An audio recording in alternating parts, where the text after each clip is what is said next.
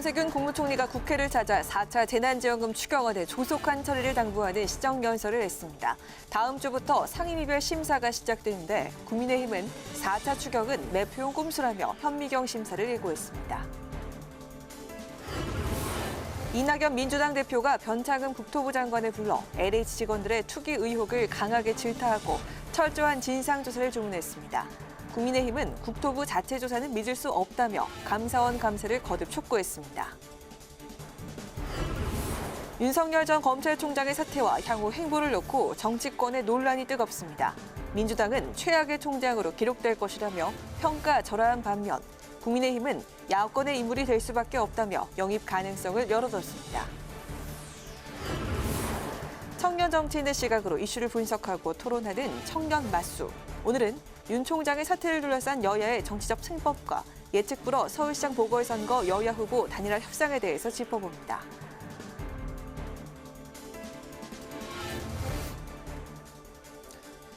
여러분 안녕하십니까? 3월 5일 의정 종합뉴스 뉴스엔 시작하겠습니다. 정세균 국무총리가 4차 재난지원금 지급을 위한 추가 경정 예산안에 대해 시정연설을 했습니다. 정 총리는 신속한 지원을 위해서 국회 심사를 최대한 빨리 진행해달라고 당부했습니다. 국민의힘은 재보궐선거를 노린 매표용 꼼수라고 비판하면서 속도보다는 내실 있는 심사를 강조했습니다. 자세한 소식 취재기자 연결해 알아보겠습니다. 김희영 기자. 네, 국회의사당에 나와 있습니다. 정세균 총리가 강조한 이번 추경안 핵심은 무엇입니까? 정세균 국무총리는 추경안 시정연설에서 코로나19 장기화에 따른 피해계층 추가 지원과 긴급 고용 안정이 핵심이라고 강조했습니다. 또 추경으로 K자 양극화를 극복하는 K회복 모델을 만드는 데 뒷받침하겠다고 덧붙였습니다. 직접 들어보시죠. 이번 추경안은 절박한 피해계층의 고통을 덜어주기 위한 민생치료제입니다. 우리 사회의 양극화 심화를 예방하기 위한 민생 백신입니다. 이번 추경은 코로나19 이후 5번째로 19조 5천억 원 규모입니다. 정 총리는 3차 지원 때보다 200만 명이 늘어난 690만 명이 지원을 받을 것이라고 밝혔습니다. 그렇군요. 추경의 구체적인 편성 내용과 또 지원 기준은 어떻게 됩니까? 네, 19조 5천억 원 중 8조 1천억 원이 긴급 피해 지원에 쓰이는데 지난해 대비 매출이 감소한 연매출 10억 원 이하 소상공인과 자영업자가 주요 대상입니다. 정 총리는 지원 기준이 기존 4억 원에서 10억 원 이하로 완화되면서 약 105만 개 사업체가 추가 지원을 받을 것이라고 설명했습니다. 또 특수 형태 근로자와 프리랜서, 법인 택시를 포함한 근로 취약계층에 고용안정 지원금을 지원하고 노점상을 비롯한 근로 빈곤층에게는 생계 지원금을 지급한다고 덧붙였습니다. 또 긴급 고용 대책으로 2조 8천억 원을 투입해 청년과 여성을 포함한 맞춤형 일자리 27만여 개를 만들겠다고 밝혔습니다.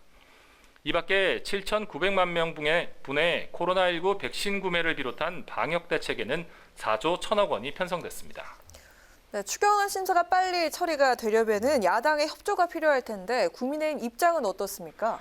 네, 국민의힘은 선거용 졸속 추경이라고 비판했습니다. 직접 들어보시죠. 4월 보궐선거 매표용의 꼼수로 졸속 주먹구구식의 추경안을 편성하여 국회에 제출하였습니다. 특히 10조에 달하는 적자국채 발행을 문제 삼았는데요. 추 의원은 세출 구조조정도 없이 적자국채를 발행해 미래 세대의 부담을 전가하는 건 무책임하고 모렴치하다고 비판했습니다. 그러나 정 총리는 민생이 최우선이라며 재정의 적극적인 역할을 강조했습니다. 국민의 생계가 무너지면 나라 재정도 무너집니다. 재정을 지키기 위해서라도 지금은 재정이 적극적으로 나서야 합니다. 또 국민의힘은 본 예산에 31조 원이 편성된 일자리 관련 예산이 제대로 집행되지도 않았는데 추경에 또 2조 1천억 원의 일자리 대책을 넣는 건 난치성 세금 중독 추경이라고 비판했습니다. 네, 현재 그 국민의힘 입장을 들어보니까 추경 심사 과정에서 난항이 예상되는데요. 그 남은 일정은 어떻게 됩니까? 다음 주부터 본격적인 추경안 심사가 시작됩니다. 민주당은 이번 달 말에 4차 지원금 지급이 목표인데요. 다음 주에 상임위별 예비심사와 예결위 종합정책 질의를 진행하고 15일부터 예결위 예산소위 심사와 전체 회의를 거쳐 18일 본회의에서 처리할 계획입니다. 이낙연 대표는 추경과 관련해 규모를 더 늘릴 수 있다고 언급을 했는데 들어보시죠. 그러나 코로나 피해가 워낙 심각해 충분치는 못할 것입니다. 예결위와 관련 상임위 심사 과정에서 보완이 있기를 바랍니다. 다만 국민의힘이 꼼꼼하고 철저한 심사에 나서겠다고 밝혀 추경안 처리가 늦어질 가능성도 있습니다. 지금까지 국회의사당에서 국회방송 김희연입니다. LH 직원들의 투기 의혹에 국민들의 공분을 사고 있는 상황에서 민주당 이낙연 대표가 변창흠 국토부 장관을 국회로 불러 철저한 조사를 주문했습니다. 국민의힘은 국토부의 셀프 조사가 아닌 감사원의 감사가 필요하다고 거듭 강조했습니다. 김동길 기자의 보도입니다. 이낙연 대표가 오늘 오전 변창흠 국토부 장관과 장충모 LH 사장 직무 대행을 소환했습니다.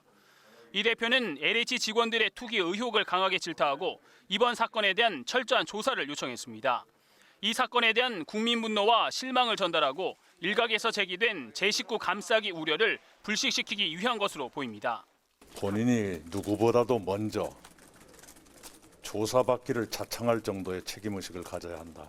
추호라도 그 조직을 두둔하는 듯한 인상을 주는 언동은 절대로 되지 않는다. 민주당은 불법 투기를 막기 위한 강도 높은 대책도 예고했습니다. 지방 공기업 직원의 실거주 목적이 아닌 토지 거래를 금지하고 직무 관련 정보로 사적 이득을 취할 경우 투기 이익을 환수하는 방안을 검토하고 있습니다. 또 공직자 재산 등록 대상에 LH 직원 같은 공기업의 개발 담당 부서 직원 등을 포함하는 방안을 논의하고 있는 것으로 전해졌습니다. 여기에 윤리감찰단 차원에서 자당 소속 선출직 공직자에 대한 전수조사를 지시하고 국민의힘이 제안한 국정조사 수용 가능성도 내비쳤습니다. 국민의힘은 조속한 감사원의 감사를 촉구했습니다. LH 소관 업무의 주무부처인 국토부의 자체 조사는 신뢰할 수 없다며 부정적인 입장을 밝혔습니다. 우선 감사원에서 감사를 해야 하는 것이지 고양이에게 생선가게를 맡길 수 없듯이 국토부나 국무총리실에서 조사하는 것은 눈 가리고 아웅하는 것이라고 생각을 합니다.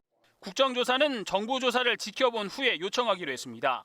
이번 LH 투기 의혹을 제기한 민주사회를 위한 변호사 모임 민변은 수십 건의 제보가 이어지고 있는데 지방자치단체 공무원이나 정치인과 관련한 제보도 있다고 밝혔습니다. 국회방송 김동길입니다. 윤석열 전 검찰총장의 향후 정치 행보에 대해 정치권이 촉각을 곤두세우고 있습니다. 여당은 최악의 검찰총장으로 기억될 것이라고 비판을 이어갔고 야권에서는 영입 가능성을 열어두며 윤 총장에게 뜨거운 관심을 보냈습니다. 박지영 기자입니다. 검찰에서의 제 역할은 지금 이제까지입니다. 앞으로도 제가 어떤 위치에 있든지 자유민주주의와 국민을 보호하는 데 온 힘을 다하겠습니다. 정치권은 윤석열 전 검찰총장의 사퇴를 정계 진출의 신호탄으로 여겼습니다. 더불어민주당 지도부는 오늘도 윤 전 총장의 사퇴를 공직자로서 뜬금없는 처신, 배신행위 등으로 표현하며 평가절하했습니다. 그러면서 윤 전 총장이 권력욕에 취한 최악의 검찰총장으로 기억될 것이라고 비판을 이어갔습니다. 편견, 무책임, 자기도취에 빠진 윤석열식 야망의 정치가 보여줄 결말은 뻔합니다. 야권에서는 윤 전 총장을 향한 관심이 뜨겁습니다. 국민의힘은 정부 여당과 대립해왔던 만큼 정치를 시작하게 되면 야권의 인물이 될 수밖에 없다며 영입 가능성을 시사했습니다. 본인이 시간적인 여유를 갖고 좀 그러지 않겠습니까? 우리 봐가면서 자연스럽게 만날 기회가 있지 않을까 싶습니다. 국민의당 안철수 대표도 윤 전 총장을 야권의 소중한 자산으로 평가하고 정권 교체에 도움을 기대했습니다. 정권 교체에 도움을 주는 역할을 해주시면 좋겠다는 희망사항도 말씀드렸습니다. 윤 전 총장의 정계 데뷔 시기는 4.7 재보궐선거 이유가 될 것이라는 전망이 많습니다. 또 기존의 야권이 아닌 제3지대를 통한 독자 노선을 구축해 자신의 세력을 키울 가능성도 점쳐지고 있습니다. 윤 전 총장이 유력한 대선 주자로 분류돼 왔던 만큼 내년 대선을 앞두고 범야권을 재편할 변수로 떠오르고 있습니다. 국회방송 박지영입니다. 4월 7일 재보궐선거 후보자 등록이 오는 18일부터 이틀간 진행됩니다. 현재 후보자 등록을 위한 여권과 야권의 단일화가 추진 중인데요. 더불어민주당과 범여권 정당은 경선 절차를 진행하고 있고 국민의힘과 국민의당은 야권 단일화 조건을 두고 신경전을 벌이고 있습니다. 보도에 임채원 기자입니다. 여권에서는 더불어민주당 박영선, 시대전환 조정훈, 열린민주당 김진애 후보가 단일화를 진행하고 있습니다.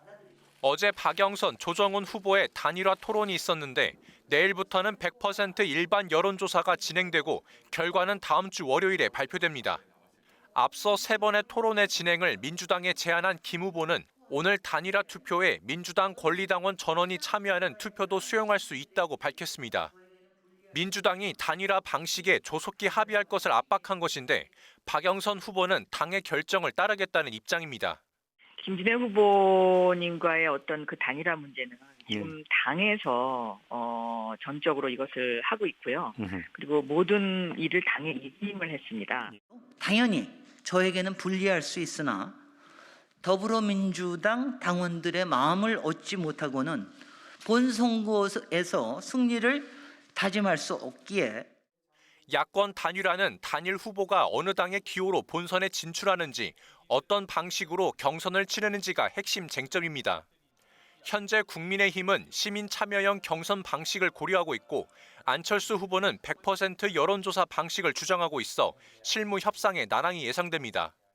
서울시를 공동 운영한다든가 연립정부를 세운다든가 하는 아이디어를 내서 그 지지자분들의 마음이 그 단일화된 후보 쪽으로 움직일 수 있도록 하는 그런 어떤 그 동기를 만들자.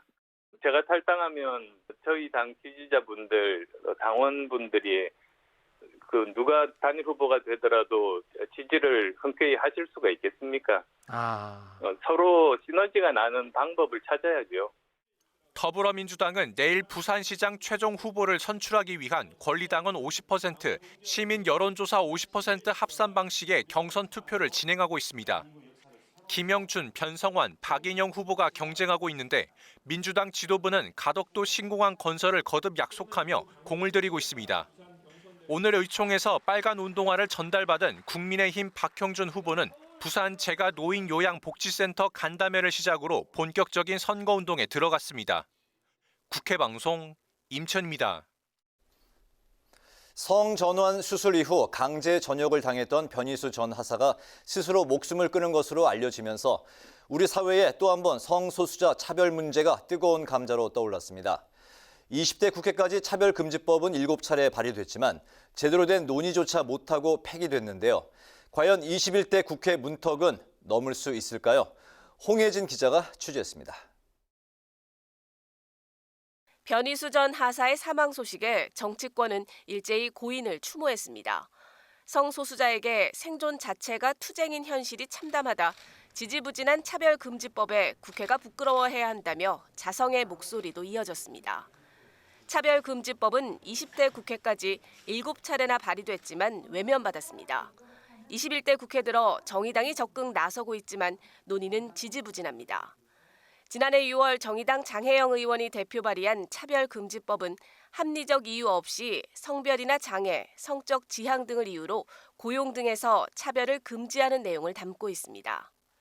또 피해자는 국가인권위원회에 진정을 제기할 수 있고 권고를 이행하지 않으면 3천만 원 이하의 이행 강제금을 내도록 하는 등 강제성을 부여했습니다. 이 법안은 소관 상임위인 법사위에 상정은 됐지만 아직 한 번도 소위에서 심사된 적이 없습니다. 정의당은 기자회견을 열고 어떤 시민도 부당한 차별로 목숨을 잃어서는 안 된다며 정치권이 법 제정에 적극 나서달라며 거듭 촉구했습니다. 변희수 하사의 죽음은 사회적 타살입니다. 그리고 이 죽음에 국회는 책임을 통감해야 합니다. 하지만 보수 기독교 단체가 동성애 허용법이라며 강력 반대하는 상황에서 종교계 눈치를 볼 수밖에 없는 정치권으로선 적극 나서기가 쉽지 않습니다. 앞서 민주당 이낙연 대표는 법안에 원칙적으로 동의한다면서도 신중한 접근을 해야 한다고 말했고 교계 일부의 우려를 우리가 충분히 알고 있기 때문에 그걸 감안해 가면서 관련 상임위원회에서 논의가 되도록 했으면 좋겠습니다. 국민의힘 주호영 원내대표는 미래통합당 시절 성 정체성을 제외시킨 법안 추진 보도만으로 문자 폭탄이 쏟아졌다며 사회적 합의가 필요하다고 선을 그었습니다. 다만 민주당 이상민 의원이 평등법 발의를 준비하고 있고 차별금지법을 반대했던 박영선 서울시장 후보는 시대 흐름이 변했다고 밝히는 등 정치권 일부에서 변화의 움직임도 나타나고 있습니다. 종교계를 중심으로 여전히 반발이 거센 가운데 21대 국회가 국민적 공감대를 토대로 법안 통과라는 결실을 맺을 수 있을지 관심이 쏠리고 있습니다. 국회방송 홍혜진입니다.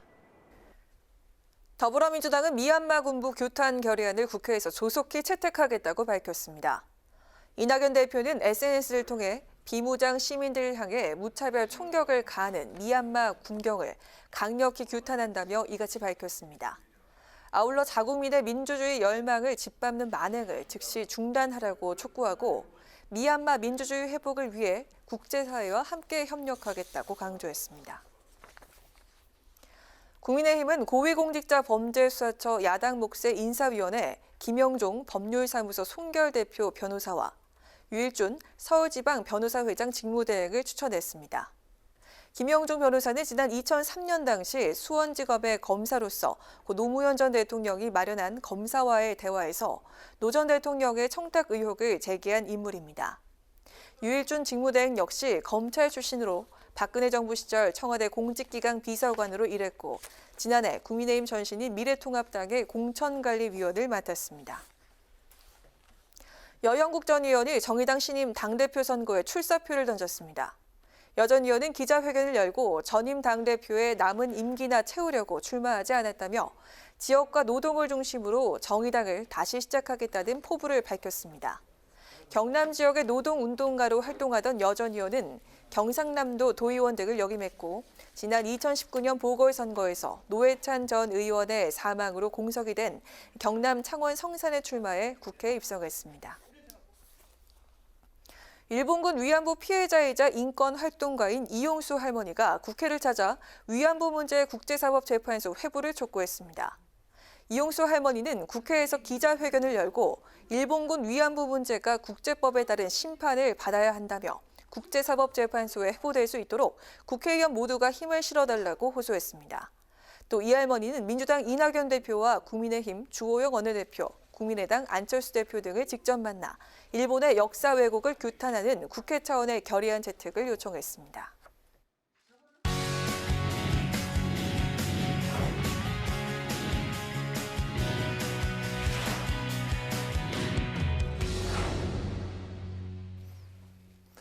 네, 이슈 분석 한도영 기자와 함께합니다. 한 기자 어서 오십시오. 네. 어제 이제 국민의힘이 서울 부산시장 보궐선거에 나설 주자로 오세훈, 박형준 후보를 확정을 했죠. 네, 그렇습니다. 앞으로 이제 국민의힘 남은 일정이 어떻게 진행이 되나요? 네, 국민의힘이 일단 어제 후보를 확정하면서 이제 다음 달 보궐선거에 나설 각 당의 출마자들이 모두 정해졌습니다. 특히 관심을 모으는 건 서울시장 선거인데요. 네. 이 보수 중도에서는 이 국민의힘과 국민의당이 이 서울시장 후보 등록일인 18일 혹은 19일 전에 이 단일화를 진행할 것으로 보이고요. 이 범여권에서는 민주당이 두 번 나눠서 단일화를 진행합니다. 이 시대전환과의 1차 단일화는 오는 8일에 있고 열린민주당과의 2차 단일화는 아직 정확한 시일은 정해지지 않았습니다만 역시 18일 혹은 19일 전에 있을 것으로 보입니다. 네. 이제 오세훈 후보가 나경원 후보를 이긴 것을 두고서 이제 이변이다 이런 이제 반응들이 많이 나오고 있는데 오세훈 후보의 승리 요인 현재까지 어떻게 분석이 되고 있습니까? 네, 크게 세 가지 정도의 이제 분석이 있는데 이제 가장 먼저는 이제 오세훈 후보의 이 합리적이고 이 온건한 이미지에서 이 승리 요인을 찾을 수 있다는 분석입니다. 네. 그러니까 오 후보는 이 나는 나경원 후보와 같은 이 강경 보수가 아니다 수차례 강조를 했는데 그런 점들이 이 앞으로 이 국민의당 안철수 후보와 이 단일화를 염두에 둔 이 지지자들의 표심을 성공적으로 공략했다는 그런 이야기입니다. 이 대표적인 게 김근식 비전전략실장인데요. 오 후보의 중도 확장성이 결국 민심을 파고들었다고 바라봤습니다. 이 두 번째는 이변이 아니다. 그러니까 처음부터 오세훈 후보가 이길만 했다. 이런 분석도 있습니다. 뭐 역전했다라든지 이변이다. 이렇게 바라보는 입장과는 조금 다른 쪽에 서 있는 건데 그러니까 지난 5일 예비 경선 결과에서 이미 오 후보의 승리를 예측할 만한 지점이 있었다는 겁니다. 아, 그래요? 네, 아시다시피 이 승리자는 이 나경원 예비 후보였습니다만 이때는 이 경선 때와 룰이 좀 달랐죠. 이 책임 당원 투표 20%, 그리고 일반 시민 여론조사 80%였는데 나 후보는 이 당원 투표에서는 압도적인 지지를 받았지만 오히려 여론조사에서는 오 후보가 나 후보를 이긴 것으로 알려졌습니다. 그러니까 3%포인트 차가 난 걸로 알려졌는데 근데 경선에 오면서는 이 나 후보에게 유리했던 당원 투표는 아예 빠져버리고요. 오 후보에게 유리했던 여론조사가 100%로 진행이 됐고 이에 따라서 오 후보가 무난하게 이길 수 있었다는 이야기입니다. 사실 국민의힘 공천관리위가 이 경선 룰을 100% 여론조사로 진행했던 것은 이 국민의당 안철수 대표의 입당을 유도하기 위했던 것인데 정작 수혜를 봤던 것은 오세훈 후보가 아니었나 이런 얘기도 나오고 있습니다. 네. 이밖에 이 나경원 후보 측의 나경원 후보 지지자들의 일부 주장입니다만 이 범여권 지지자들의 역선택이 결과에 영향을 미쳤다는 그런 주장도 있습니다. 네, 당원 투표가 이제 빠졌고 뭐 이제 나경원 측 후보 측의 이제 지지자들 이야기이긴 합니다만 범여권 지지자들의 이제 역선택이 결과에 이제 실패했던 그런 영향을 끼쳤다는 이야기군요. 앞으로 이제 국민의힘과 국민의당 단일화 룰 협상이 이제 치열하게 전개가 될 텐데 양측의 가장 엇갈리는 지점이 구체적으로 지금 어떤 겁니까? 네, 그게는 여론조사에다가 이제 뭐 이것저것 더하는 방식이 있고 이제 여론조사 하나로 결판을 내는 두 가지 방식으로 나눌 수가 있는데 네. 여기서 여론조사는 또다시 적합도를 따지는 방식 그리고 이 경쟁력을 따지는 조사로 바뀝니다. 이 여론조사의 두 가지에 대해서는 이따가 말씀을 드리겠고요. 네. 일단 첫 번째 관리돼서 벌써 말씀을 드리면은 이 국민의힘이 원하는 방식은 여론조사에다가 시민 참여 방식 그리고 이 토론의 평가 방식 같은 걸 더한 방식입니다. 이 김금식 실장이 밝힌 논리적 근거는 이렇게 시민 참여를 좀 높여야지 이 정치적 이벤트 이후에 지지율이 높아지는 이른바 컨벤션 효과를 톡톡히 누릴 수 있다는 겁니다. 물론 자당에 유리하지 않으면 뭐 추진할 이유도 없겠죠. 셈법으로는 이 국민의힘이 국민의당보다 거대한 이 기성 정당인 만큼 시민 참여 방식을 더하면 이 조직력에서 앞설 수 있다는 계산이 있는 것으로 알려졌습니다. 국민의당은 물론 반대입니다. 국민의힘 그리고 제3지대 후보 선출 과정 모두에서 이제까지 해왔던 100% 여론조사 방식을 굳이 바꿀 필요가 없다는 건데요. 근데 같은 셈법이죠. 이태규 사무총장은 우리 당이 아무래도 이 조직력은 떨어질 수밖에 없다. 이 반대 이유를 좀 솔직하게 시인하기도 했습니다. 네, 말씀하셨듯이 정리를 하면 국민의힘은 현재 여론조사 플러스 이제 자신들의 조직력에서 이제 국민의당은 이제 앞선다고 생각하기 때문에 시민 참여 방식을 더하겠다, 뭐 이런 걸 주장하고 있는 거고, 국민의당은 여론조사만으로 하자 이렇게 이제 원하고 있는 상황인데, 근데 문제는 여론조사 방식도 서로 또 엇갈리는 지점이 있다고요. 네, 그렇습니다. 어떻게 보면 이 지점이 양측의 룰 협상의 핵심이라고 해도 좋을 것 같은데요. 네. 국민의힘은 적합도 조사를 선호하고 국민의당은 경쟁력 조사를 선호합니다. 예시를 통해서 이 말씀을 드리면은 여론조사를 진행할 때 제시되는 문항 내용이 있지 않습니까? 당신은 국민의힘과 국민의당의 단일 후보로 어떤 후보가 더 적합합니까? 이렇게 보는 것은 이 적합도 조사 방식이라고 할 수 있겠고요. 네. 당신은 어느 후보가 상대방 후보보다 더 경쟁력이 있다고 생각합니까? 이것은 이 경쟁력 조사 방식이라고 할 수 있겠습니다. 여기서 각각의 변형도 가능한데요. 당신은 우리 당에서 어떤 후보가 출마해야 된다고 생각을 합니까? 그러니까 이렇게 당위성이나 뭐 대표성에 기댄 문항이 이 적합도 조사 방식이고, 당신은 상대 후보와 경쟁할 단일 후보로 누구를 지지합니까? 이것은 이 경쟁력 조사의 변형이라고 볼 수 있겠습니다. 전문가들은 적합도 조사는 이 자기 진영에 대한 정체성이 강한 후보에게 유리하다고 말합니다. 그러니까 이 보수 지지층을 끌어안고 있는 국민의힘에게 상대적으로 유리하다고 볼 수 있겠고요. 또 정당 지지도에서 제1야당인 국민의힘이 국민의당에 앞서고 있다는 점도 뒷받침이 될 만한 근거입니다. 전문가들은 반대로 이 경쟁력 조사에서는 더 승리 가능성이 어느 쪽에 더 어필할 수 있는지 그것이 더 유리하다고 보는데, 여당 후보와의 양자 대결에서 조금 더 나은 경쟁력을 보인 것으로 나타난 이 국민의당 안철수 후보에게 유리하다고 볼 수 있겠습니다. 네, 결국 뭐 적합도냐 경쟁력이냐 이제 서로에게 더 유리한 방식을 이제 주장할 수밖에 없을 텐데요. 거기다가 이제 안철수 대표로 만약에 단일화가 됐을 경우를 가정했을 경우에 몇 번 기호를 달 거냐, 2번이냐 4번이냐, 또 이걸 두고서도 또 설전이 계속 이어지고 있죠. 네, 그렇습니다. 김종인 비대위원장은 이 4번이 아니면 4번으로는 이길 수가 없다. 그리고 4번으로 나서면은 이 국민의힘 이 당 차원의 지원도 할 수가 없다 이렇게 말했는데, 이걸 두고 김 비대위원장이 다시 한번 이 안철수 대표의 입당을 권유한 게 아니냐 이런 분석도 나옵니다. 근데 안철수 대표는 기호 4번으로 가겠다고 고수를 했는데, 다만 입당에 대해서는 조금 주목할 만한 입장을 보였습니다. 그러니까 보궐선거 이후에 대선이 있지 않냐. 이때 이길 수 있는 방법으로 여러 재편이 가능할 수 있다고 말을 한 건데, 네. 그러니까 추후 입당 여지를 좀 열어뒀다고도 할 수 있겠습니다. 단일화 룰 협상은 이제 앞으로 상당히 치열할 거로 예상이 됩니다만은 워낙 선거가 임박했고 그리고 좀 아름다운 단일화 과정을 만들어야 되기 때문에 양측을 오가는 신경전 수위도 높지는 않을 것으로 예상이 됩니다. 안철수 대표는 어제는 김종인 비대위원장이 이 건강을 잘 챙기라며 공진단을 보내왔다고 밝히기도 했습니다. 네, 그 지난번 홍삼에 이어서 이번엔 공진단이네요. 네, 아름다운 이제 단일화가 이루어질지 계속 좀 지켜봐야 될 것 같습니다. 오늘 이슈 분석은 야권의 서울시장 단일화 방식과 관련된 쟁점을 짚어봤습니다. 한 기자 수고했습니다.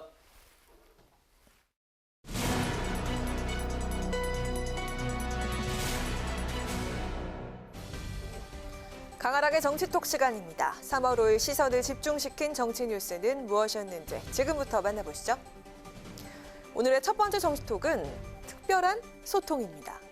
정치의 중요한 덕목 중 하나가 바로 소통일 텐데요. 국민과의 소통이 가장 중요한 리더십으로 강조되는 지금 정세균 총리와 더불어민주당 이낙연 대표가 오늘 밤 아주 특별한 소통에 나섭니다. 먼저 정세균 총리, 오늘 밤 오디오 소셜미디어인 클럽하우스에서 스타트업 대표들과 만나는데요. 직방의 안성호 대표, 마이리얼트립 이동건 대표, 스푼라디오 최욱재 대표 등과 1시간가량 이야기를 나누면서 각 스타트업 대표에게 궁금한 점을 물어보고 자신의 견해를 밝힐 계획인 것으로 알려졌습니다. 민주당 이낙연 대표도 오늘 생애 첫 예능 프로그램에 출연합니다. 한 방송사의 파일럿 프로그램인 어린이 토크쇼라고 하고요. 평균 연령이 10살인 어린이 MC들의 반말 모드 돌직구 질문에 정치 생활 21년 차인 프로 정치인 이 대표조차도 평정심을 잃고 당황한 기색을 감추지 못했다는 후문입니다. 이 대표, 국회 청문회보다 더 무섭다며 진땀을 흘렸다고 하는데요. 다음 생에 태어나도 국회의원 할 거야? 라는 기습 질문에 말문이 막혔고 넌 몇 살이야? 라는 질문에는 체념한 듯이 난 69이라고 답했다고 하네요. 여권의 차기 대권 주자들이 특별한 소통에 나선 만큼 많은 관심이 쏠리고 있습니다. 격이 없는 대화를 통해 편안한 소통을 이어가고 싶다는 정 총리와 이 대표의 소통 철학, 그 평가는 어떨까요? 이어서 오늘의 두 번째 정치톡은 정계복귀 시그널입니다. 국민의힘의 전신인 미래통합당의 황교안 전 대표가 정계복귀를 시사해서 눈길을 끌고 있습니다. 지난해 4월 총선 참패의 책임을 지고 대표직에서 물러난 뒤 약 11개월 만인데요. 황 전 대표는 자신이 출마한 서울 종로 선거에서도 당시 상대 후보였던 이낙연 대표에게 패배하면서 정치 생명의 위기를 맞기도 했습니다. 총선 결과에 대해 책임을 지고 모든 당직을 내려놓겠습니다. 국가와 국민을 위해 저의 역할이 무엇인지 성찰하도록 하겠습니다. 황 전 대표가 말한 성찰의 시간은 끝난 것일까요? 서울시장 보궐선거를 한 달, 대선을 1년 남겨둔 시점에서 정치권 복귀의 뜻을 밝혔습니다. 자신의 페이스북에 나라로부터 큰 혜택을 받은 내가 이렇게 넋놓고 있어서는 안 된다며 보잘것없는 힘이지만 작은 힘이지만 보태야겠다는 생각을 했다라고 운을 댔는데요. 무엇보다 황 전 대표가 이렇게 적극적인 행동을 시사한 날이 윤 총장이 사퇴를 선언한 날이라는 점에서 더 큰 메시지가 담겨 있는 것 아니냐는 해석을 낳고 있습니다. 황 전 대표와 윤 전 총장, 검찰 10년 선후배 사이로 박근혜 정권 출범 이후 계속해서 갈등을 빚어왔었는데요. 하지만 황 전 대표, 윤 전 총장이 현 정권과 대립하면서부턴 검찰이 일을 잘하고 있다. 윤 총장은 정의를 수호하는 인물이라고 옹호하기도 했습니다. 영원한 적도, 동지도 없단 말을 실감케 하는데요. 윤 전 총장의 등판과 황 전 대표의 정계복귀, 정치권에 미칠 영향과 또 두 사람의 관계 설정은 어떻게 이루어질지 지켜봐야겠습니다. 이상 지금까지 강하랑의 정치톡이었습니다.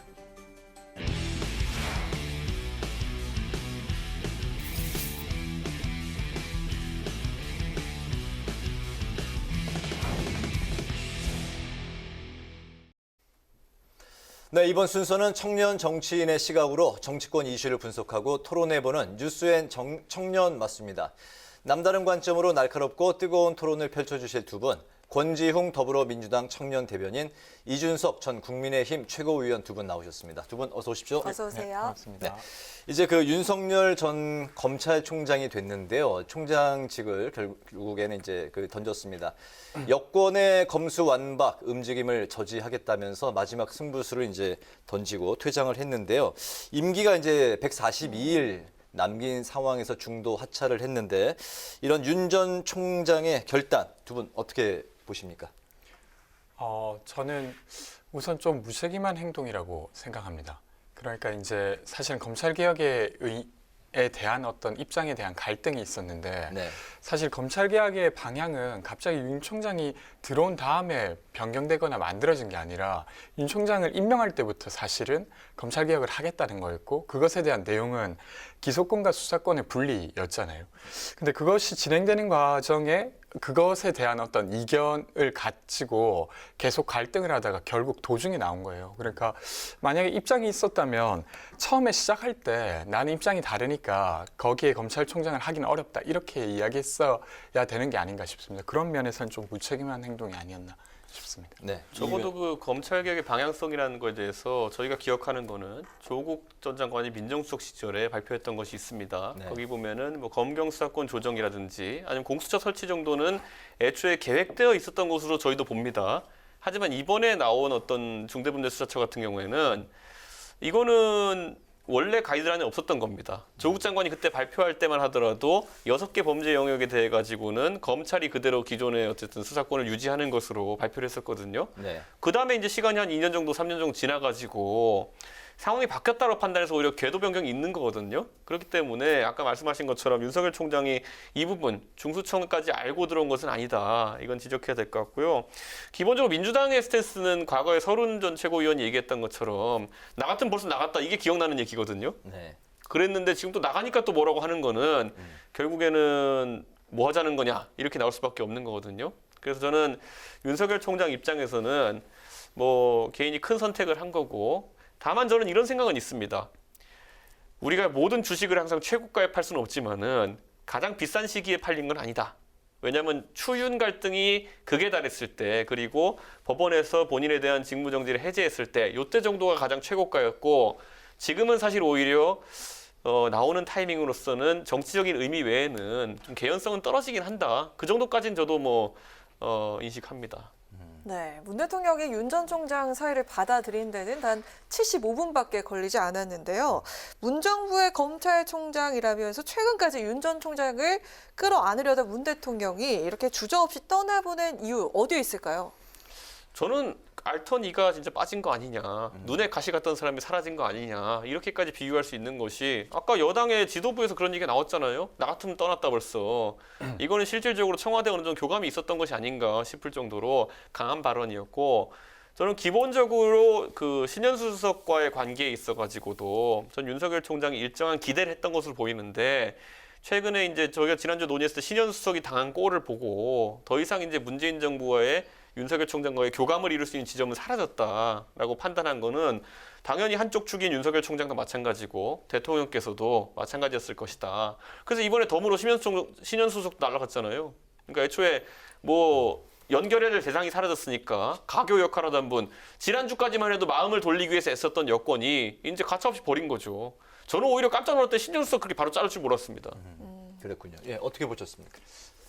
저는 그러니까 대통령께서 연초에도 신년 연설을 할 때 윤석열 총장은 문재인의 총장이다 이렇게 그랬었죠? 이야기를 했었잖아요. 네. 그러니까 근데 그때까지만 해도 사실은 윤석열 총장께서 내가 공식적으로 사퇴하겠다 이런 말 한 적이 없어요. 근데 이번에 그렇게 의사를 표현했기 때문에 그것까지 붙잡을 수는 없구나 이렇게 저는 판단한 게 아닌가 싶고요. 신현수 수석이 이제 사의를 표명한 건 일전에 있었던 것이었고 그 사표를 수리할 거냐 말 거냐를 놓고는 대통령에게 그 의사를 맡겨놓겠다 이렇게 일단 둔 상태였어요. 근데 이제 윤석열 검찰총장이 사의를 표하면서 이제 새로운 어떤 체계를 꾸려야 되지 않을까 이렇게 생각한 게 아닐까 싶습니다. 그런데 저는 이제 신현수 수석 사태와 관련해 가지고 이번에 많은 호사가들의 해석이 있었습니다. 신현수 수석이 보궐선거까지 그 역할을 할 것이다. 아니면 윤석열 총장이 7월에 임기 마칠 때까지 역할을 할 것이다. 여러 해석이 있었는데 결국 이런 보궐선거까지 임기를 보장해 주는 것도 아니었고 결국에는 신현수 수석 입장에서 굉장히 좀 불만이 있을 수밖에 없는 그런 결과가 나왔습니다. 윤석열 나가니까 너도 이제 필요 없어 하고 내보는 거 아닙니까? 저는 이거는 앞으로도 잡음이 좀 있을 거로 보입니다. 그 부분에 대해서 한번 더 이야기를 해보죠. 어쨌든 이제 그 윤석열 전 총장이 사의 표명을 한 후에 75분 만에 이제 신속하게 대통령이 결단을 내렸고, 그리고 또 45분 뒤에 신현수 전 청와대 민정수석 사표까지 이제 전격 수리를 했는데요. 이렇게 동반 퇴임을 시킨 대통령의 의중은 어떻게 해석을 할 수 있을까요? 뭐 제가 엄청 자세히까지는 알 수는 추측이니까. 없지만, 네. 저는 어쨌건 이게 남은 임기 동안, 대통령 임기 동안 이것을 좀 잘 마무리하거나 논의해갈 팀을 구성할 수밖에 없다고 생각했던 것 같아요. 네. 그래서 그런 면에서 민정수석의 어떤 사표도 수리했다고 생각하고, 이제 누구를 임명할 거냐를 고심하시겠죠. 그래서 어쨌건 임기가 그렇게 오래 남진 않았으니까 그것을 잘 마무리할 수 있는 사람을 뽑지 않을까 싶습니다. 네네, 말씀하셨으니까 제가 더불어서 질문을 드리고, 그리고 묶어서 이제 말씀을 해주시죠. 이제 그 민정수석으로는 이제 새롭게 비검찰 출신 이제 임명이 됐죠. 김진국 감사원 감사위원이 임명이 됐고, 이제 그 차기 검찰 수장에 관심이 쏠리고 있는데, 벌써부터 이제 뭐 여러분이 그 하마평에 오르고 있습니다. 어떤 인물이 차기 검찰총장으로 임명이 되어야 된다고 생각을 하십니까? 그러니까 이제 사실은 문재인 정부 마지막이기 때문에 이렇게 뭐 흔쾌히 여기에 오려고 하는 사람이 많지는 않을 수 있을 것 같아요. 근데 그럼에도 불구하고 이제 수사권과 기소권을 일부 분리한 것과 여전히 수사권과 기소권이 합쳐져 있는 부분들이 있는데, 이것을 끝까지 잘 마무리하려고 하는 사람, 거기에 동의한 사람들을 뽑지 않을까 싶습니다. 그렇게 좀 유력한 거는 지금 서울지검장으로 계신 분이 아닐까 싶습니다. 네, 소위 뭐 검찰 개혁을 마무리할 수 있는 그런 적임자. 네. 서울중앙지검장으로 계신 분 이성윤 지검장인데, 이분이 지금 뭐 받고 있는 각종 의혹이나 논란들 잘 알고 계실 겁니다. 그렇기 때문에 저는 그분을 임명하기 좀 어려울 것이다. 국민의 의사와 정반대되는 임명을 할 거라고 보진 않거든요. 다만 이제 아까 검찰개혁이라는 것도 제가 봤을 때는 지금 원래 조국 민정수석이 발표했던 거에서 하고 보니까 별거 아닌 것 같아가지고 더 부가적으로 얹은 거거든요. 중대범죄수사처 같은 경우에는. 그러다 보니까 이것을 검수완박이라는 개념을 검찰 출신이 완성할 수 있다는 것은 어불성설입니다. 왜냐하면 우리가 뭐 이제 예능에서 1호가 될 수 없어 이런 얘기를 하는데, 지금 여기 들어온 사람은 마지막이 되겠다는 거거든요. 검찰 출신으로서 검찰의 마지막을 맺어재달라는 건데, 마지막이 될 수 없어라는 개념에 따라 가지고 검찰 출신이 안 하려고 할 것이다. 그러다 보면은 검찰에 이미 떠난 인사들 중에서 고르거나, 아니면 아까 언급했던 뭐 이성윤 지검장 언급하신 거 보니까 소위 친정부적 성향을 가진 검사들 임명하려고 할 텐데 반발 심할 겁니다. 지금 보면은. 그러면은 이제 비검찰 출신 인사가 검찰총장이 될 수 있는 건가요? 저희는 말이 안 된다고 생각하지만 문재인 정부는 말이 안 되는 걸 많이 했습니다. 예를 들어서 제가 항상 비유하지만은 민정수석도 보면은 가장 많이 해야 되는 일이 어쨌든 민정 업무, 사정 업무다 보니까 보통 지금까지 검찰 출신들을 많이 활용했었는데, 지금 이 정권에서는 검찰 출신 활용 잘 안 하잖아요. 교수나 아니면 감사원 출신 이렇게 쓰잖아요. 그러다 보니까 민정수석이 계속 순환사를 겪고 있는 거 아닙니까? 업무도 제대로 파악 못하고 부동산 때문에 물러나고 이런 거 아니겠습니까? 저는요, 중국집을 차리면은요, 중국집 주방장 경력이 있는 사람이 오는 것이 맞다 이렇게 봐요. 그런데 이 정부는 신기한 게 뭐냐면은 신장 개업을 하면은 꼭 중국집 경력자는 절대 안 됨이라고 붙여놓고 중국집 요리사를 모집해요. 다른 것도 마찬가지입니다. 군에서도 보면 국방장 할 때 보면 육군 출신은 안 돼. 육사 출신은 안 돼. 아니 가장 잘하는 사람들을 배제하고 뽑으려고 하다 보니까 인사 참사가 나는 거 아니냐. 그래서 이번에도 보면 민정수석도 감사위원 출신을 이제 임명하셨던데, 저는 뭐 앞으로 두고 보겠습니다만은 이렇게 비주류 선호 현상, 앞으로는 그럼 법무부는요 교도관 출신을 뽑으십시오. 그러면 되겠네요. 알겠습니다. 이 중국집 얘기 두 번째 듣습니다. 네, 이제 앞으로의 최대 관심사는요, 윤 전 총장의 다음 발걸음이 어디로 향하느냐가 될 텐데요. 이미 정치의 강을 건넜다는 목소리가 압도적입니다. 과거 정계 진출 선긋기에서 지금 대권 링 앞에 서기까지 윤 전 총장 입장 변화 화면으로 준비를 해봤습니다. 총선 인재 영입 과정에서 인연을 맺었다라고 양정철 원장은 말씀하시는데, 저는 뭐 정치의 소질도 없고 정치할 생각은 없다 그렇게 얘기를 했고, 또 한국당에서도 영입하려고 했는데 아무튼 정치의 뜻이 없어서 다 거절한 건 사실 아니에요. 그렇습니다. 임기 마치고 나서 정치하시죠? 우리 사회와 국민들을 위해서 어떻게 봉사할지 그런 방법은 좀 천천히 퇴임하고 나서 한번 생각해 보겠습니다. 앞으로도 제가 어떤 위치에 있든지 자유민주주의와 국민을 보호하는 데 온 힘을 다하겠습니다. 네, 윤 전 총장의 사의 표명 입장문은 정계 진출 선언문이라는 해석이 많은데요. 실제로 그 소위 별의 순간을 잡게 될까요? 어떻게 보십니까? 저는 아까 말했던 것처럼 결국에는 가장 비싸게 팔린 시점은 약간 지났다. 왜냐하면은 영웅이 등장하려면요, 그 모든 어벤져스 같은 영웅 영화에 기본적으로 들어가야 되는 게 빌런입니다. 나쁜 사람이 있어야 돼요. 근데 추미애 장관 같이 빌런 역할 할 사람이 다시 나오긴 어렵습니다. 네. 그렇기 때문에 지금 다른 가치, 뭐 헌법 수호, 그리고 뭐 법치 수호 이런 것들은 굉장히 추상적인 가치라 가지고 요거 설명하기 좀 어려운 부분이 있다. 그렇기 때문에 뭐 그래도 최고가는 아니지만은 네. 좋은 타이밍 잡아 나오신 건 맞다. 이 정도로 평가하고요. 대통령은요, 경제, 외교, 안보에서 국민들에게 비전을 보여줘야만 되는 자리입니다. 저는 근데 윤석열 총장이 지금까지 검찰로서의 정체성이 강했기 때문에 국민들이 그걸 들어볼 기회가 없었거든요. 그거 잘 가꾸시면 기회가 생기는 거고, 안 그러면 제 생각에는 쉽지 않다 이렇게 봅니다. 가장 좋은 타임은 아니지만 좋은 타임이라고 하셨는데 어떤 의미인가요? 왜냐하면 보궐선거 이후에 만약에 이런 선택을 했다면요. 네. 그때는 이미 야권도 한번 선거 결과에 따라 가지고 정계 개편이 일어나고 있을 시점이고, 그리고 보궐선거 이후면은 실제 자기 임기 한 2달 정도밖에 안 남았을 때이기 때문에 뭘 던진다, 희생한다 의미가 사라지는 그런 상황이기 알겠습니다. 때문에 나오기 힘들어서 아마 7월까지 갔어야 될 겁니다. 그러면 네. 그래서 알겠습니다. 타이밍이 꼭 최고는 아니지만 그래도 나쁘진 않았다. 네. 네. 어떻게 보십니까? 저는 윤석열 총장의 정치 행보 관련해서는 크게 관심이 없긴 합니다.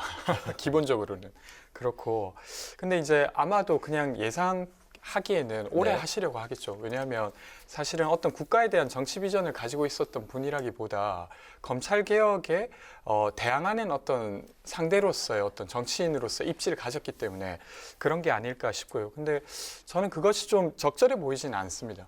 왜 그렇게 생각하냐면 사실은 이제 공무원이라고 하는 집단은 그 어떤 국가기관을 기능으로 쓸 수 있는 집단이거든요. 그렇기 때문에 그것의 기능에 충실할 수 있는 사람들을 거기에 두고 정치적인 의사는 약간 제한하고 있습니다. 근데 만약에 이제 윤석열 총장께서 이미 정치적인 이야기를 하려고 했었다면 그 자리가 아닌 곳에서 했으면 그 충분히 이야기를 나눠봤을 텐데 그게 아니라 기소권과 수사권을 활용하고 있는 위치에 서서 정치적 의사를 냈기 때문에 좀 부적절하지 않았나? 이렇게 보입니다. 네, 현재 뭐 영웅이 되기 위해 가지고는 아까 말했던 빌런이 최고 중요하다. 제가 알겠습니다. 학생이 공부하던 학생이 어느 날 갑자기 스파이더맨 되는 거고요. 예? 그냥 돈 벌는 거 좋아하던 사업가 갑자기 아이언맨 되는 거고요. 세무 변호사로 짭짤한 수입을 얻고 있던 사람이 그 부산에서 사건 변호하다가 갑자기 민주화의 눈을 떠가지고 대통령 되는 거예요. 그게 영웅의 탄생입니다. 네, 알겠습니다. 현재 그 야권은 윤 전 총장을 적극 이제 뭐 껴안는 모습인데 윤 전 총장이 과연 그 야권의 러브콜에 응할지 아니면 이제 제3지대의 어떤 그 정치 세력을 도모할지 어떻게 두 분 어떻게 예상하십니까? 본인께서 어떤 정치를 할 거냐에 따라서 다른 것인데 지금으로서는 정치적 기반이 많지는 않기 때문에 아마도 어디 기반이 있는 곳에 기대어 가시려고 하시겠죠. 근데 장기적으로 만약에 어떤 국가에 대한 비전을 가지고 그것을 펼쳐보겠다고 하면 독자 세력을 구축할 텐데 그게 이번 대선까지는 독자 세력을 구축하지 하지 않지 않을까 싶습니다. 이번 대선이라고 하면 내년 대선 말씀이시죠? 네. 알겠습니다. 저는 기본적으로 상당한 인지도도 있었고 인기도 있었지만은 제3지대도 아니고 애매하게 정치를 했던 분들, 뭐 예를 들어 반기문 총장 같은 분들, 이런 분들의 사례를 봤을 때 너무 늦게 뛰어드는 건 좋지 않고요. 또 반대로 그때 반기문 총장은 정치인들이랑 외교관 그룹을 이제 측근으로 두고 정치를 하려고 했었거든요. 그러다 보니까 현실 정치에 편입되는 게 상당히 어려웠었는데 이번에 윤석열 총장도 제3세력이 하라고 하는 것이 기존의 정치 입단을 배제하고 국민의 반정치 정서만 기대 가지고 예를 들어 검찰 출신과 정치를 한다든지 이렇게 되면은 반기문 총장이 가졌던 한계와 비슷한 걸 겪을 수 있기 때문에 최대한 빨리 제도권 정치에 편입되는 것이 그나마 나은 방법이 이렇게 봅니다. 최대한 빨리 국민의힘에 입당하라는 그런 말씀인가요? 전 그렇게 봅니다. 알겠습니다. 자, 이번에는 그 이야기를 좀 이제 바꿔봐서 이제 재보선 이야기를 해보겠습니다. 먼저 그 오세훈 국민의힘 서울시장 후보 이기고 나서 뭐 깜짝 승리다 뭐 이런 분석들이 많이 나오고 있는데 앞으로 이제 안철수 후보와 이제 단일화 문제가 남아 있는데 아름답게 진행이 되고 또 마무리가 될 거라고 바라보시는지요? 이제 경선 관련해서요. 네네. 네, 일단 뭐 앞으로 이제 여당이든 야당이든 그 내부에서 이제 그 단일화 자체는 크게 어렵지 않을 거라고 저는 생각합니다. 그러니까 여당 입장에서도 지금 김진애 의원이랑 이제 박영선 후보가 이제 이제 합치는 것이 남아 있는데 그것도 뭐 이제 토론에 관련한 것들만 정리되면 될 것 같고 네. 야당 입장에서는 저는 잘은 모르지만 어쨌든 단일화하지 않으면 쉽게 이제 선거를 치르기 어렵다고 볼 테니까 어떻게든 그것을 합치려고 하지 않을까 싶습니다. 네네. 이준석 의원. 저는 안철수 대표는 단일화에 경험이 많은 분입니다. 본인이 뭐 문재인 대통령과의 과거 단일화에도 실패했던 적이 있고, 그러니까 단일화는 됐지만 나중에 앙금이 남았죠. 그리고 그 다음에도 뭐 김문수 지사랑 같이 서울시장 나갔을 때도 단일화 협상에서 삐걱거리다가 하지 못했던 적이 있고, 박원순 시장에게 양보했던 경험 정도가 본인이 갖고 있는 좋은 경험일 텐데, 저는 안철수 대표 학습 효과가 있다 봅니다. 그래서 지금도 이 룰 갖고 이제 아주 세밀한 걸 갖고 다투는 것 자체가 의미가 없다는 걸 잘 알 것이고요. 특히 일부 언론에서 나오는 것처럼 당 이름을 쓰느냐 안 쓰느냐 갖고 싸우는 거, 이런 거는 진짜 말도 안 되는 거거든요. 이런 건 보통 동네 구의원, 시의원 단일화할 때 많이 나오는 얘기입니다. 당보다 개인의 인지도가 낮은 경우에 이게 영향을 미칠 수 있는 것이고, 대한민국에서 오세훈과 안철수 둘의 이름을 모르는 사람이면은 투표 안 할 가능성이 높습니다. 그렇기 때문에 그런 형식의 얼매기보다는 비전경쟁을 해야 된다, 이렇게 봅니다. 알겠습니다. 네, 이번엔 권지훈 대변인께 여쭙겠습니다. 박영선 후보도 열린민주당과의 단일화 시동을 걸었는데요. 의원직 사퇴 배수진을 친 김진애 후보가 민주당의 모든 권리당원을 포함한 투표도 수용할 수 있다, 이렇게 밝혔는데 꼬였던 단일화 잘 풀릴 수가 있을까요? 일단 뭐 전체적으로는 크게 무리 없을 거라고 보고요. 근데 이제 뭐 쟁점으로는 토론의 횟수라든지 토론의 방식 이런 것들이 남아 있을 것 같아요. 그래서 예를 들면 토론을 충분히 해야 그러니까 김진애 후보 입장에서는 자신의 비전을 드러낼 공간이 생기거니와, 그리고 이것이 이제 저는 바라보는 시민들 입장에서도 토론을 좀 충분히 하는 것이 후보를 더 정확히 아는 데는 도움이 될 거라고 봅니다. 근데 박영선 후보 입장에서는 그것이 좀 부담스럽긴 하죠. 그래서 그런 것들이 좀 세부적으로 조정되면 크게 무리 없을 것 같습니다. 김진애 후보가 이제 3번의 토론회를 이제 원했는데 그게 이제 뭐 한두 번 선에서 아마 절충이 될 가능성이 높겠다. 그리고 뭐 시기적으로는 어쨌건 18일 날 이제 후보 등록을 하니까 그 전에 마무리되지 않을까 싶습니다. 알겠습니다. 네, 잘 들었습니다. 네, 오늘 그 청년 맞수는 윤석열 전 총장 사의 파문과 이후 정치 관련 예상, 그리고 여야 서울시장 단일화 판세까지 함께 짚어봤습니다. 지금까지 권지웅 더불어민주당 청년 대변인, 이준석 국민의힘 전 최고위원과 함께했습니다. 오늘 두 분 고맙습니다. 고맙습니다. 주말인 내일은 구름이 많아서 흐리겠지만 낮 기온이 흠폭으로 올라서 포근한 봄 날씨가 이어지겠습니다. 동해안 지역은 비나 눈이 내리겠는데요. 영동 지역에 최고 15cm 이상의 폭설이 쏟아지겠습니다. 일부 동해안과 산간 지역에도 다소 많은 눈이 내릴 수 있겠습니다. 네, 영동 지역은 폭설이 쏟아진 지 얼마 되지 않았는데 더 이상의 피해가 없도록 대비를 잘 해주셔야겠습니다. 오늘 뉴스에는 여기까지입니다. 편안한 주말 보내십시오.